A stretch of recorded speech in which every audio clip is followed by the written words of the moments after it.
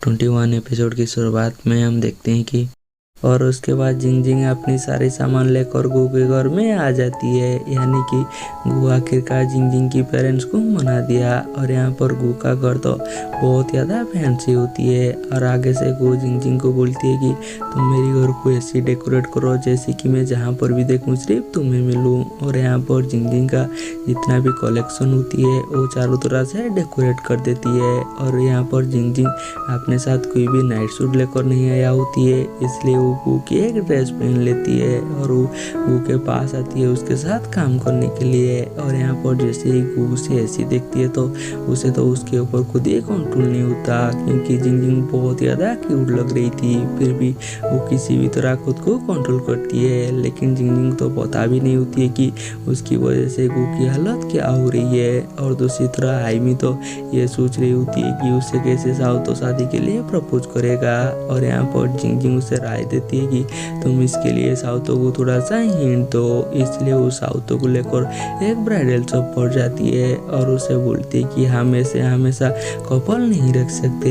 और यहाँ पर तो साउतो उसकी बात को तो कोई भी समझ ही नहीं पाता और आगे से उसे बोलती है कि तुम बिल्कुल सही बोल रही हो, मुझे हमेशा तुम्हारा ही ख्याल रखना होगा। और यहाँ पर आइमी को तो कुछ भी समझ में नहीं आ रही होती है कि वो साउतो को कैसे बताएगा कि वो उसे शादी करना चाहती है। और दूसरी तरह जिंग जिंग एक न्यू थीम्स के ऊपर काम कर रही होती है और वो अपने काम को लेकर तो सच में बहुत ज़्यादा डेडिकेटेड होती है। और डायरेक्टर टू भी उसकी काम पर उसकी रेफरेंस करती है और बीच बीच में उसकी काम पर उसकी मदद भी करती है। जो सारी चीज़ें देखकर टिंकू तो बहुत ज़्यादा जेलस हो रही होती है जिंग जिंग के ऊपर। और ऐसे भी जिंग जिंग तो गू की गर्लफ्रेंड है और डायरेक्टर टू भी उसकी इतना मदद करती है, तो बाकी एम्प्लॉय को तो जरूर जिंग जिंग के ऊपर जेलसी होगा।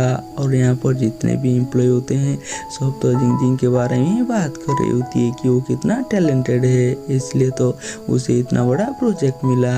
और शाम में सारे मेंबर मिलकर आने वाली एनुअल सेलिब्रेशन के लिए सब यहाँ पर मेहनत कर रही होती है। तो अभी जिंग जिंग देखती है कि उसने जो थीम्स बनाया था तो वो तो वहाँ पर नहीं है। तो आगे से टीम बताती है कि मैंने उसे हटा दिया क्योंकि उसे ऐड करने का हमारे पास टाइम नहीं था। जो सुनकर तो डायरेक्टर डू उसे डांट देती है और उसे बोलती है कि जल्दी उसे ऐड करो। तो आगे से टिंग बताती है कि उसकी एक कॉपी आपके ऑफिस में है, इसलिए जिंग जिंग उसका एक कॉपी लेने के लिए वो डायरेक्टर डू की ऑफिस में चली जाती है और वो आकर उसी थीम्स को ऐड करती है। और उसके बाद वो अपने काम जारी रखती है और वो वहाँ पर इतना काम करती है कि वो की ऑफिस में जाकर सो जाती है। और अगली सुबह जिंग जिंग जब उठती है तो देखती है कि वो अपनी काम के लिए लेट हो रही है और वो जैसे ही जाने वाला होती है तो गू उसे रोक देती है और उसे अपने करीब लेकर आती है। तो भी वहाँ पर सारी एम्प्लॉय आ जाते हैं और उन दोनों को ऐसी हालत में देखकर कुछ और ही सोचने लगते हैं, इसलिए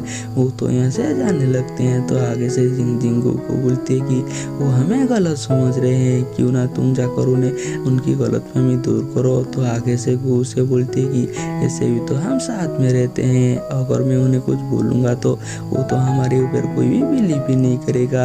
तो भी वहाँ पर साउथ आकर बताती कि एक प्रॉब्लम हो गया है, उनकी ओपोनेंट कंपनी ने अपनी इवेंट के लिए जिस थीम को डिजाइन किया है जिंग जिंग ने ऑलरेडी वही थीम को प्रपोज किया है, जिसे कि वो लोग अपनी इवेंट पर यूज करने वाले हैं। इसका मतलब जिंग जिंग का डिजाइन ऑलरेडी लीक हो चुका है। तो आगे से वो डायरेक्टर डू को बोलती है कि मुझे इसके ऊपर प्लान भी चाहिए जिसके ऊपर तुम जल्द से जल्द काम करो और मैं पूरी डिजाइन टीम से बात करना चाहती हूँ, इसलिए जल्द से मीटिंग बुलाओ। और वो तो यहाँ पर बोर्ड ऑफ डायरेक्टर की मीटिंग भी बुला देती है और यहाँ पर सारी मेंबर एक ही बात कर रही होती है कि उनके बीच में स्पाई करने है। और यहाँ पर जैसे ही सीसीटीवी फुटेज चेक किया जाती है तो उन्हें पता चलती है कि जिंग जिंग बीच रात में एक बार डायरेक्टर डू की ऑफिस पर गई थी जहाँ पर की सारी कॉपी रखा हुआ है। और यहाँ पर जितनी भी मेंबर होती है सारी मेंबर को तो जिंग जिंग के ऊपर ही शक जाती है, क्योंकि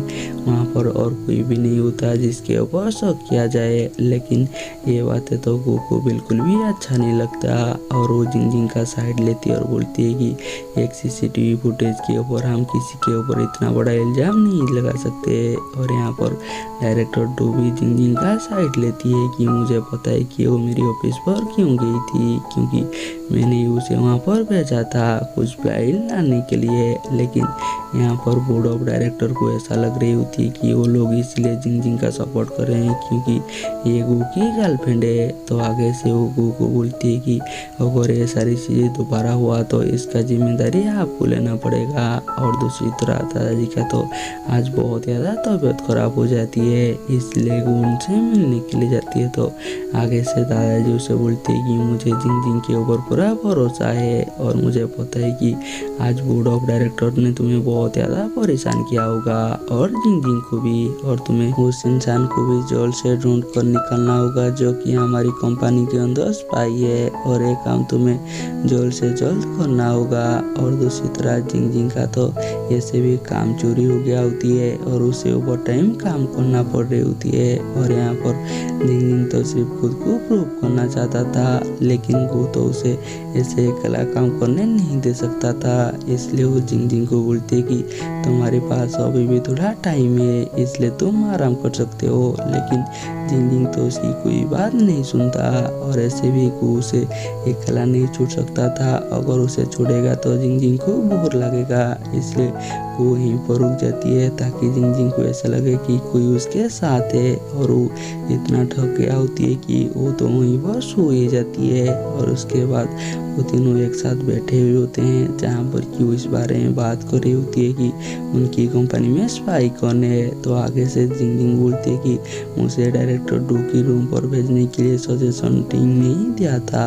और यहाँ पर डायरेक्टर डू भी वही बात बोलते हैं, और उसके बाद वो तीनों मिलकर एक प्लान बनाते हैं। और डायरेक्टर डू और जिंग आकर बाहर बात कर रही होती है कि वो टीम के ऊपर डाउट है और वो टीम को निकालने वाले हैं। और ये बातें टीम ने भी सुन लिया था, इसलिए वो डायरेक्टर डू से मिलने के लिए जाती है और उन्हें बोलती है कि मुझे पता है कि आपको मेरे ऊपर डाउट है, लेकिन मैं कैसे प्रूव करूं कि मैंने कुछ भी गलती नहीं किया।